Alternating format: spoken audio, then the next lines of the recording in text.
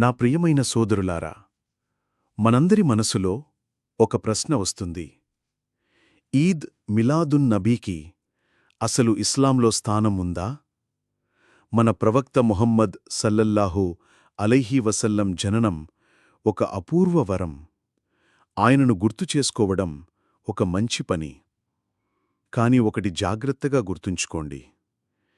ఇస్లాం అంటే ప్రవక్త సల్లల్లాహు అలైహి వసల్లం చూపిన దారిలో నడవడం.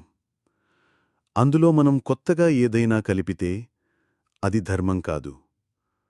అది బిద్అత్ అంటే తప్పుడు ఆచారం. ఒక్కసారి నిజాయితీగా ఆలోచించండి. మన ప్రవక్త సల్లల్లాహు అలైహి వసల్లం తన పుట్టినరోజు చేసుకున్నారా? మన సహాబాలు చేసుకున్నారా? తాబీయీలు లేదా గొప్ప ఇమాములు చేసుకున్నారా? సూటి జవాబు లేదు, ఎప్పుడూ కాదు. మరి ఇప్పుడు ఎందుకు చేస్తున్నారు? ఎందుకంటే ఇది ఇస్లాంలో కానిది.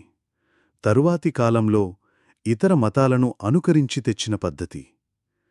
మరింత విచారకరమైన విషయమేమిటంటే ప్రవక్త సల్లల్లాహు అలైహి వసల్లంపై ప్రేమ పేరుతో ఈ రోజుల్లో ఏమి జరుగుతోందో చూడండి. ఢోలు, బాజాలు, డీజేలు, గీతాలు, డాన్సు, పటాకులు, రోడ్లపై అల్లర్లు, ట్రాఫిక్ జామ్, ఇవన్నీ హరాం పనులు. ఇవి నిజంగా ప్రవక్త సల్లల్లాహుపై ప్రేమ, లేక ధర్మం పేరిట మోసమా? పాపం, అమాయక ప్రజలు ఈ పిచ్చి పనుల్ని ఇస్లాం అని నమ్ముతున్నారు. కాని ప్రవక్త సల్లల్లాహు అలైహి వసల్లం స్పష్టంగా హెచ్చరించారు. మన్ అహ్దథ ఫీ అమ్రినా హాదా మా లైస మిన్హు ఫహువా రద్దున్. అంటే మన ధర్మంలో లేనిదాన్ని ఎవడు కలిపితే అది పూర్తిగా తిరస్కరించబడుతుంది. ఇప్పుడు మీరు ఆలోచించండి. మనము ఎవరి దారిలో నడుస్తున్నాం?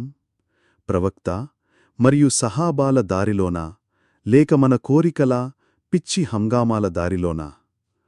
గుర్తుంచుకోండి, ప్రవక్తపై నిజమైన ప్రేమ అంటే ఆయన సున్నతులో నడవడం, ఆయన బోధనలు ఆచరించడం, ఆయన గుణాలు అలవర్చుకోవడం. ఇదే నిజమైన ప్రేమ. మిగిలినవి కేవలం భావోద్వేగ మోసం. అల్లాహ్ మనందరికీ నిజమైన ప్రవక్త ప్రేమ ప్రసాదించి బిధత్ మరియు అల్లర్ల నుండి కాపాడుగాక. ఆమీన్.